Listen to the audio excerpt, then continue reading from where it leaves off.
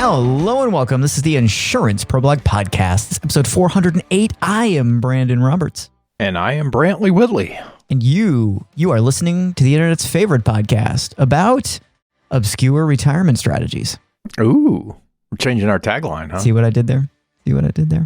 Well, I say life insurance a lot of the times, but we've had several episodes that weren't about life insurance really, or at least not obviously about life insurance. So I figured we confuse people enough with the content that we talk about. We might as well not go down that road.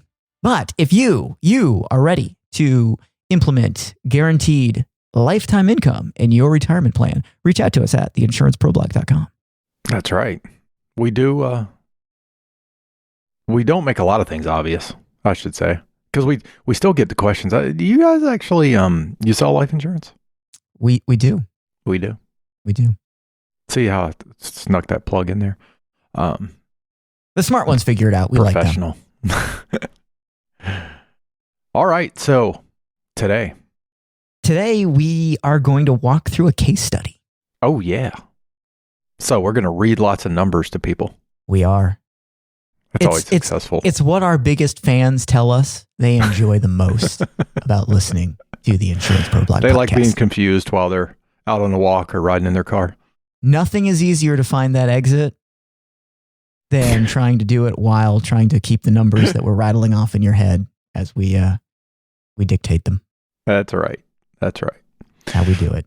So when you're we're going doing on a case a long car ride in a rural area, that's what's best. Have your kids take notes. There you go. Write all the numbers down, Johnny. That's it. All right. So we're doing a case study. Yep. It's not a specific life insurance case study. No, but it is an annuity case study. All right. Because annuities have value. Yes, they do. So more so in the last few years than in the previous 10 years combined, probably. True statement.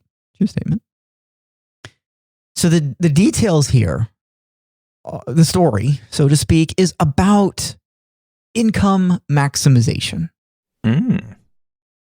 And the idea or the focus here is really about how we can combine regular market investments with annuities to enhance retirement income. Right. Because that's what annuities do best.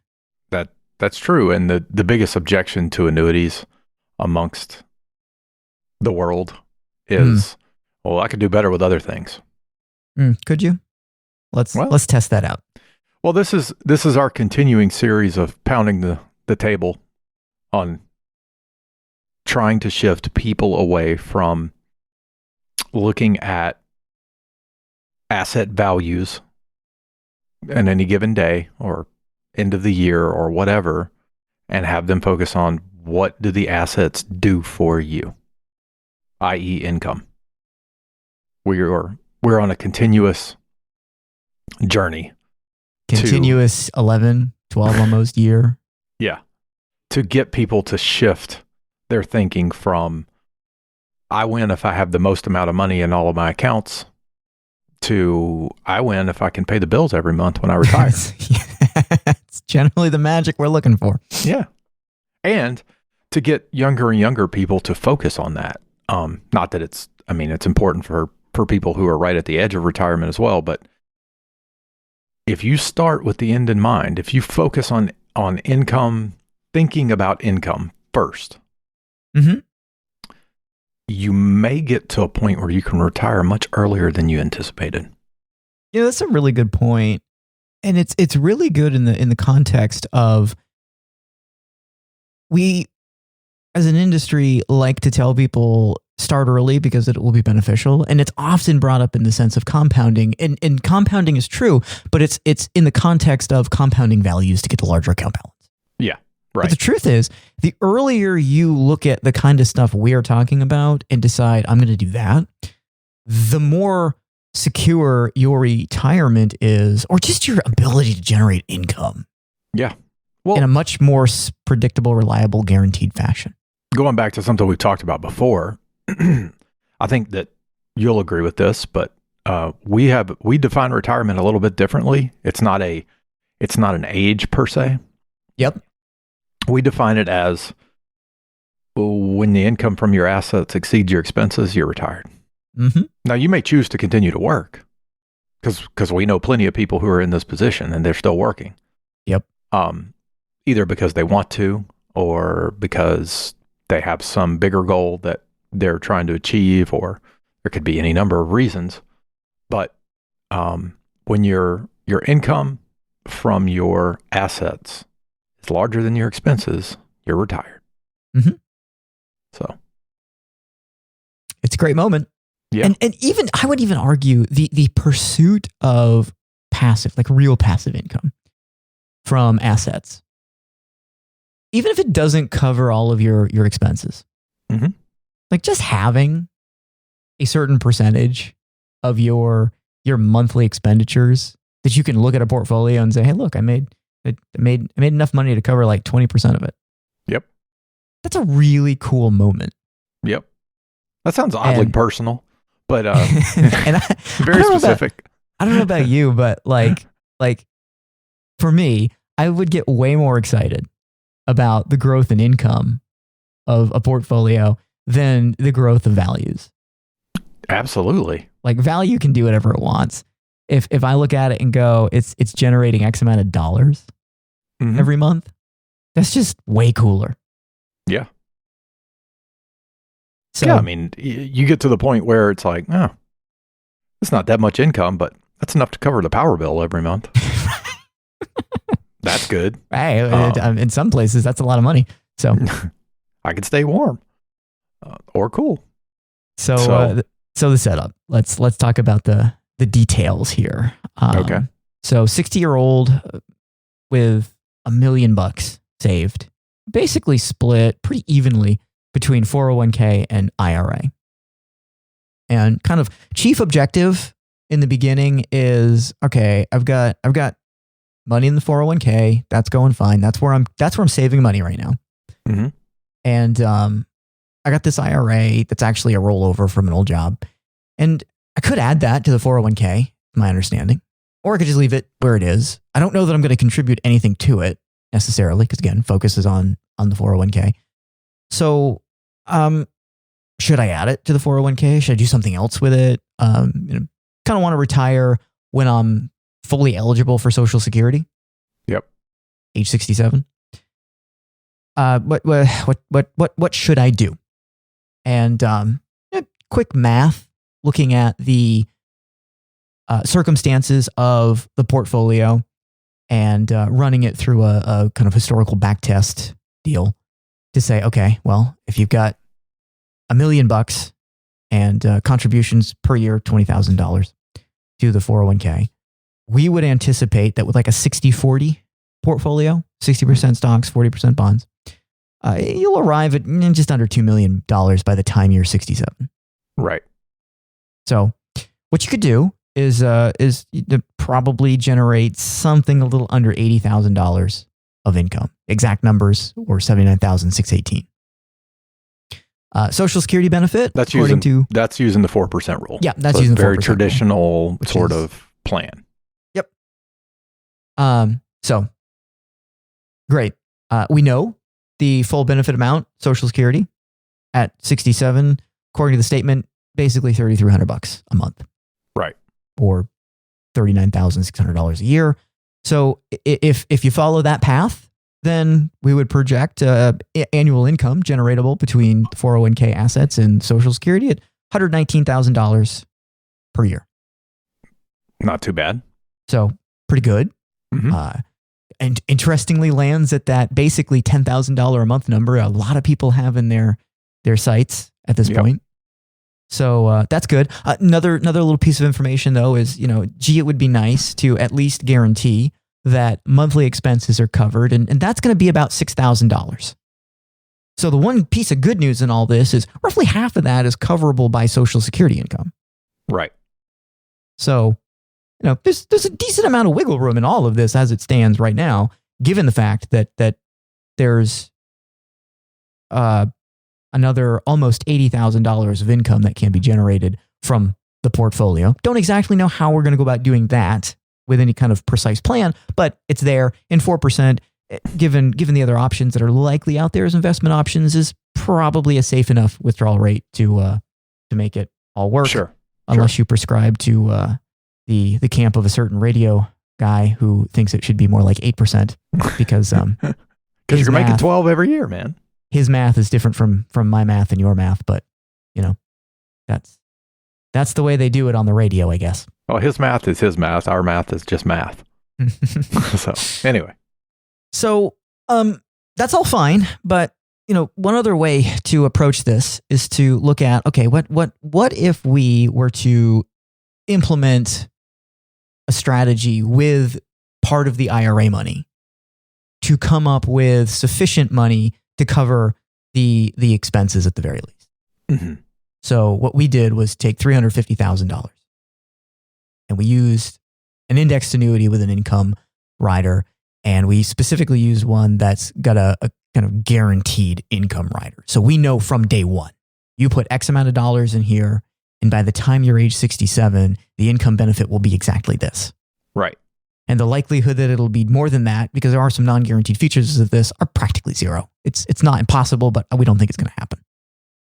So you put the money over here, and we know when you turn 67, you can turn this income stream on. And that specific income stream happens to be $54,000 per year. Mm-hmm. Did I read that right? I might have read the wrong thing. Now I got to go back into the notes. It'll be $35.83 a month would come from the annuity. $35.83 a month, which is not 54. It's more like 43, right? Mm-hmm. Yes. Okay. Yeah, $43,000 basically per month. So not $54,000. So you'll have $33 a month from Social Security, $3,500 a month from the annuity. So that all on its own meets that $6,000 a month need. So the good news is we've accomplished guaranteed income that addresses this $6,000 a month expense. Yep. And then on top of that, because you're still going to have the 401k and you're still going to save $20,000 a year in the 401k, we would expect 60-40 portfolio. You're going to arrive at basically $1.3.5 million. Right. That's where you're going to get $54,000 of additional annual income. So when we add it all up, $136,372 is what we would generate for income, also known as $17,000 more than the other plan. Mm-hmm. That sounds okay. That sounds fantastic. Yeah. Now, the nifty thing about all of this, for those who want to advocate for the market, or those who hate annuities, don't know who they would be. If we believe the market's going to do what the market's going to do, and if we believe we can take the withdrawal rate, I don't care what it is, 4%, 5%, 6%, 2%, doesn't matter. If the market does what we expect it to do, it's going to do that in either scenario. Dump all the money into 401k, save $20,000 a year, end up at about $2 million. Don't do that. Just keep saving in the 401k. We can add the remainder, what's left over after we take the $350 and put it in the annuity. And that's going to grow to, again, $1.3.5 million. So those things, that doesn't change any of this. Right. That's going to grow to what it's going to grow to. And withdrawal rate's going to be whatever the withdrawal rate is. So there's nothing that is going to delete from what we can take income-wise, relatively speaking, whether we buy the annuity or not. Right. So the introduction of the annuity is simply a way of increasing the income that's generatable here. Mm-hmm. Just because we have a little bit less creatable income from the investment side doesn't mean that we are taking a proportionately larger deduction in that by virtue of buying the annuity. Instead, the opposite is true. We're gaining income by buying the annuity. Yeah, and now we're reducing the dependence of income from the 401k, right? We are. So it was in the original scenario where he just had Social Security and the 4% withdrawal from the 401k. The 401k was 79,618 of 119,000 total. Mm-hmm. So I'm trying to do the math. 70-ish% of the total income, right, has to come from the 401k.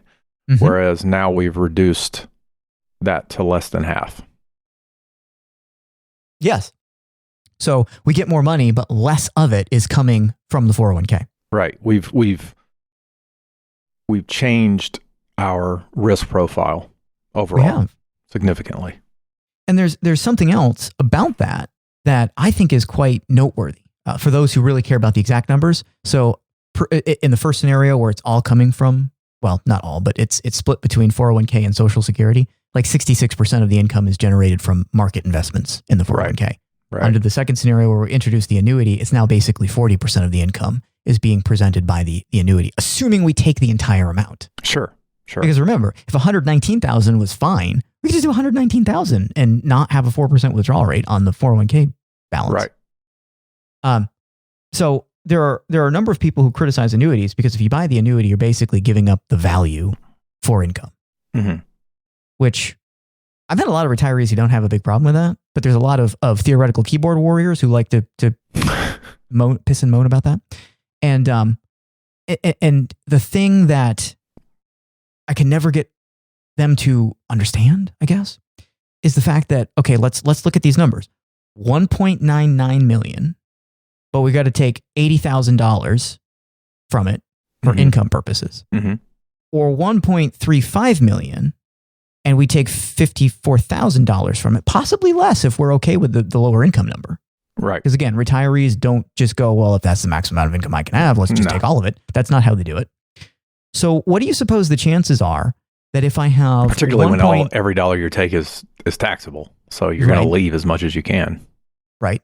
What do you suppose the chances are that if I end up with 1.35 million and I withdraw some number from that, and then I've got this guaranteed income on the other side, I might end up with an even larger balance in the 401k over my lifetime because I'm not dependent on it nearly as much for income purposes. Absolutely. There's a really good chance we end up with more money because we took some cash and bought an annuity with it. Yep. We've seen that play out with people. Those who have guaranteed income sources and then they've got some other market style investments tend to end up with more money than those who stay 100% in the market and try to spend as little as possible and withdraw numbers out or money out of their market. In many cases, the money that happens to be remaining that they have in the market in this case would be 1.3 million. They would be leaning on that for discretionary expenses. So, vacations, new car, stuff like that. Yep. And a lot of times, I'm not saying they don't do it, but a lot of times people you can talk yourself out of doing things. Yeah. Or to a lesser degree. Or I guess what I'm saying is it doesn't have to happen every month. So you put a lot more scrutinization into those decisions. And not saying you shouldn't use that money. It's your money. You should do it. But you may be in a situation where you go, well, I don't need the additional 54, but 25 would be good to have. Right. And when you have it siloed like that, you might even call it buffers or a 3 buffered system. Yeah. I had to. You get much more peace of mind. And I would even argue control over that last tier, that last silo, because now you're not so dependent on it. Yep. And, market could go through a correction and you could decide, now's not a good time to sell shares. Right. And that's okay because I've got the bases covered. Maybe we don't take that big trip this year. Right. That's fine. Yeah. So there's just a lot more options on the table. Now, there's been a long-standing, it's a statement, but it's kind of a backhanded compliment statement, criticism levied towards annuities, which is, they're fine. I thought you were going to say levied towards us. Like, usually we just get the front hand. We don't get the back hand. Plenty of those, but we don't need to get into those right now. Which is, annuities are fine, but they're for like ultra-conservative investors. Yes. So if you're kind of a weenie and you can't stomach a little bit of market volatility, fine, you can buy annuities if you have to. But look at this example. It is. And there's this underlying fear of the opportunity cost, right? Like you're giving up all of this to do this. And it's like, or you're buying a peace of mind and, there's at least a handful of statistics from various, research that's been commissioned out there that show that people who have a regular income in retirement are happier.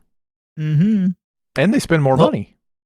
I can tell you anecdotally from the people we have worked with, those who have guaranteed income are out living their best lives. Yeah. Yes, they are. I'm thinking of a couple in particular. Yes. Yeah. And those who don't, it's a totally different story. It just is. So, I mean, look at this example where we've got somebody who's not at all a conservative investor. Right. Very comfortable with market risk. Mm-hmm. But also looks at the income numbers and says, I mean, well, what would it take to beat that? What would it take? The exact numbers? 17.39% as a rate of return on the $350,000 to generate the same amount of income. Oh, you're going to have to say that again. You lost me. I get to 17.39, but where'd you come up with that? Yeah. So that's what you would need on $350,000 invested at age 60. Gotcha. Through or to age 67 in order to generate the same income at a 4% withdrawal rate. At a 4% withdrawal rate. Gotcha. If it's not going to be the annuity. Right. That's good luck with that. That's pretty substantial. Now, just for what it's worth, this is not going to emphasize not the recommendation we made to this individual. If you took all $1 million and bought an annuity with it, $163,700 is what the guaranteed at age 67 income would be. Along with Social Security. Yeah. Okay. The 124 from the annuity. Yes, 124 from the annuity. Sorry, right. Plus 163,000 right. Gets you to 163,000 with the Social Security. Right. That was not our recommendation. 124,000 all on its own is substantially higher than 79,618. Yes. Like a lot more. That's just an illustrative point. That's not something we would recommend. But so again, speaks to the power of the income producing capabilities of the annuity. But again, we don't think that's a good idea because we think there is some value in having money in the market. The market could always do way better than we're expecting. Sure. And again, happy day. Mm-hmm. We still have the guaranteed income. Yep. And I do want to very heavily emphasize guaranteed income. Like we know day one what the income number will be at age 67. Right. That's a contractual guarantee. And we also know that income benefit is guaranteed for a lifetime. Mm-hmm. It does not matter what happens to the cash value in the annuity. It can go to zero. In fact, we suspect it will. If the person lives long enough, yeah. The income benefit will continue regardless of the cash value balance of the annuity. That's an extraordinarily strong benefit to have. Yep. As a retiree. Mm-hmm. But what about inflation? That's what we have the money in the market for. There you stole my thunder. Yeah. That's your buffer. Yeah. That's your inflation buffer. Yep. We don't even have to be controversial. That's the entire argument for having market investments. Yep. Is that you stay ahead of inflation. And there's other hedges even from there. There's other hedges from there built into this. I mean, the exact income from the annuity plus Social Security is actually a little higher than $6,000. It's almost $1,000 more than the $6,000 number. So technically speaking, even though the annuity can produce $3,500 per month, there's no obligation to take all of the money. Right. Exactly. Or spend all of the money. So that could be an additional inflation buffer already. Social Security is indexed, of course. Let's not also forget that Social Security gets an index. Yeah. So there's plenty of tactical things put in place to deal with inflation here. Yep. So you can hate annuities if you want to. You can tell people that annuities are just robbing you of the gain you could have made because the insurance company's keeping it. That's not what's going on, by the way. I really honestly think eventually those who want to march this anti-annuity crusade, they're going to have to come to grips with reality that these things work. You're so optimistic. This reality has always existed.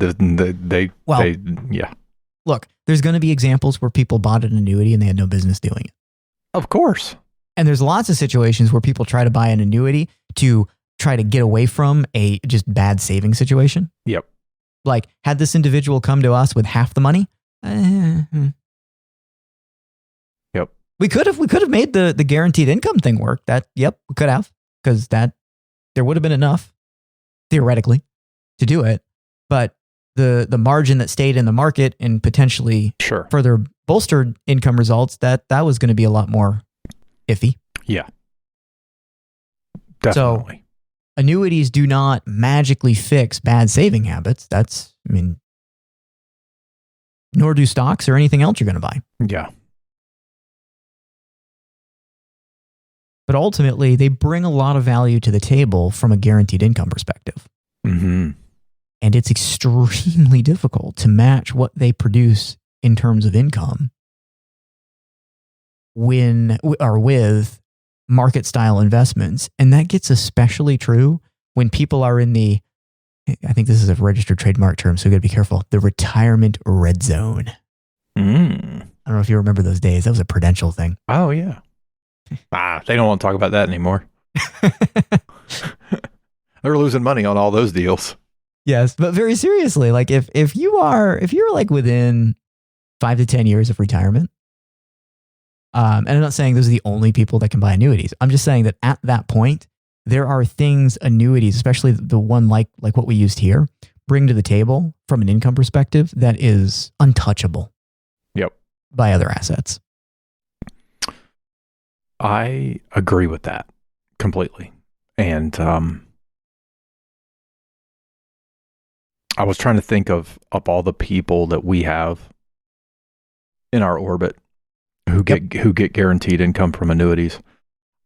I mean, I know this is tongue in cheek, but like I've never heard anyone complain about it. No. We get to hear about all the things they're doing. Mm-hmm. Besides staring at spreadsheets and trying to figure out where the money's going to come from this year. Mm-hmm. Again, it's hard to really capture and appreciate the value the income feature brings until you're actually retired and collecting the income. Yeah. Because even from a theoretical standpoint, when you're looking at spreadsheets, you don't really know. But once you're retired and you're trying to balance the various assets, even if you have an advisor, because most people are at least aware of what's going on with their money. Mm-hmm. It's there's some anxiety that exists over market style investments as income producing assets. Right. Not all of them. There's some that are better than others. But there's variability that you're accepting. Yes. Regardless. Yes. Annuities, it doesn't matter. Yep. Income is income. You can lock that down and be certain. Yep. And I think that's good enough for today. All right. Sounds good. So, I am Brandon Roberts. And I'm Brantley Whitley. And we will see you next week.